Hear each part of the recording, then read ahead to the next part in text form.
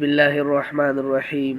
عزتمندو زما نننی ټاپک چې دا به انشاءالله تاسو شیر کوم او دې ته به انشاءالله تاسو غور هم کوئ چې دا یو ټاپک ډېر ضروري دی.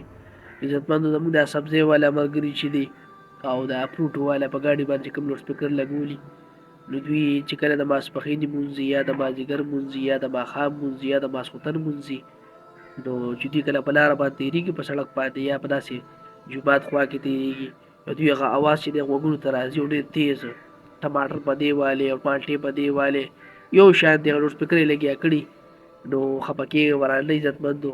دا کوم چې فروټ والا حضرات دي، سبزۍ والا حضرات دي چې جومات خوا کې تېرېږي، نو کم از کم تاسو لوډ سپیکر بندوئ، یا په یو منټ لګي یا په 2 منټه لګي.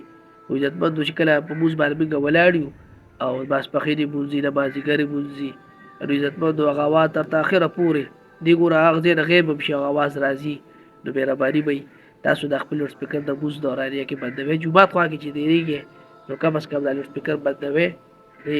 الله تعالی به تاسو له دې بدلې درکوي، دا حلاله روزي ده، الله تعالی به دله یو په دوه درکوي. ګوره دا د الله تعالی د احب عبادت مونځ دورانیه کې دا اواز بار بار غوږونو ته راځي، ټماټر په دې والې مالټې په دې والې. نو بله ورځ موږ لمونځ کوو دغه شی د ماسپښینې او یو سبزۍ والا ګاډی ودرېدو او موږ لمونځ ختم هم کوو، د ده هغه اواز مقه راته ټماټر په دې او ټماټر په دې. نو کم از کم د جومات خلک خیال وساتي چې دا د جومات خوا ده.